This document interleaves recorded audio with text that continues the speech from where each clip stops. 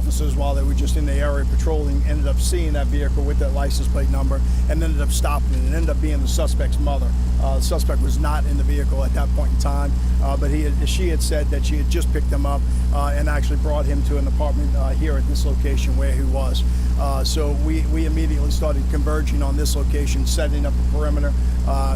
While we were setting up the perimeter, we saw him several times come out onto the balcony, looking around, looking, kind of counter surveillance to see if we was being followed by that means. We activated our SWAT team to try to get them out here, but before even our entire SWAT team got out here, we had numerous units on scene securing the perimeter. He came out of the apartment, came down the steps of the apartment itself and walked over to a little dumpster area. When he saw units in the area, he ended up started running from them.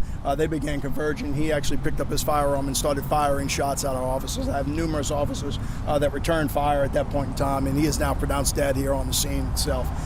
So we are here again with our coroner's office and our crime scene and our detective bureau investigating this officer-involved shooting, but it's certainly the suspect related to the Peters Road homicide from just a couple hours ago. Can you identify the suspect? I'm not. I don't have his name yet, but I'll let the coroner's office do that. Do you have any reason to believe that the mom knew what was happening? No, actually, no. And the conversation I've had with the detectives stopped there. Don't believe she knew at all. Yeah. Is this where he lived?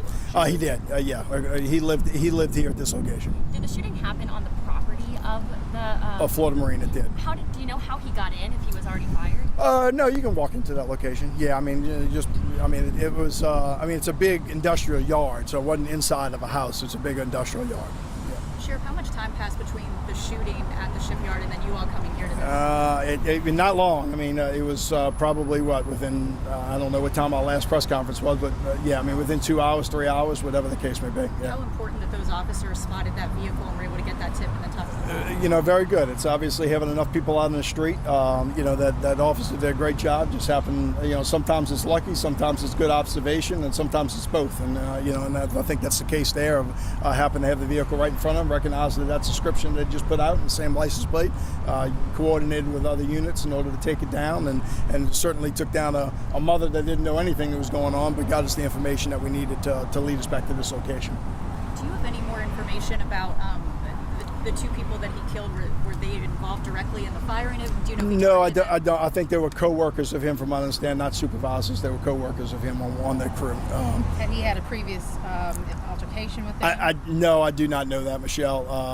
I know we're having those interviews and having that conversation, but I don't know the answer to that question. We're kind of busy. Go back to what happened. He comes down the stairs. He goes to a dumpster, spots the deputies, and then picks up a gun? Or no, he had the gun with him. I don't know where he picked it up, did whatever. I can tell you from just one of the body cameras I saw, he was certainly shooting at our deputy, but I think he went to the dumpster, an idea. I'll never know what's going through his head, but the reality of it is he was going to the dumpster, probably surveilling of whether he was going to take off running, and decided he was trapped in the apartment. He needed to get out of there and tried to take off running, and when he was being converged on, decided to start firing. You just had the one weapon?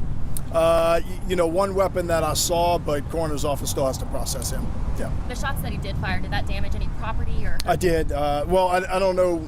I know we fired into some apartments. We've checked those apartments. Nobody else was hurt from that standpoint. But I know some of our rounds went into one of the apartments. I don't know if other property damage. No deputies hurt as well? No deputies hurt at this time. No. Can you tell us? Oh no. Is there any other details you can release about why he may have been fired? Did they get into? I don't know the answer to that. So there's nothing I can release. It's not that I'm trying to hide it from you. I just don't know the answer to that question. Did he leave the shipyard in his mother's car? How did he get into? No, I don't know how he got to the shipyard, but he does not have a car, from what we understand. And he called his mother to pick him up from the shipyard. From the shipyard, and mother drove over there and picked him up somewhere on the street in that area. And who had that information of that the vehicle information? I don't know the answer. We received a phone call in reference to that a person was doing, but I don't know who that was yet. Did I hear you say, Sheriff, you do have body camera footage? I know we have at least a few. I haven't seen them all, but I know we have at least a few, yeah. Are you making that public? No, we won't, Michelle. Obviously the investigation is always, we will turn this over. If an officer involved, we'll investigate it. We'll turn it over to the DA's office, and once that is complete, certainly it'll be a public record from there. Does Louisiana State Police have to be involved? No, I don't think so. Yeah, no, they weren't here. Do you know how many officers fired their weapon? I don't know yet. Numerous.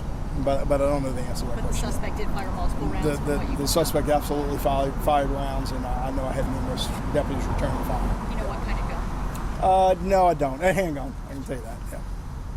I guess just one final comment on your deputy's bravery and the swift arrest. Hey, look, it's great. I mean, it's, really nice to work with a department that's got the resources. The citizens of Jefferson Parish give us the resources where we can respond to things like this in force to be able to make that happen. Instead of us just being on Peters Road, we had 2 separate scenes going at one time to be able to come here and set up the perimeter, being able to pull our narcotics units, our set units, our SWAT team, and start all converging on an area while a still separate investigation was going on someplace else. It's kudos to the citizens of Jefferson to give us the tools that we need to enforce the law, and obviously it's a sad outcome for some family here, but it's a lot sadder for the 2 that were killed on Peters Road, and I'm glad we had a good outcome. Yeah, thank you. Yep.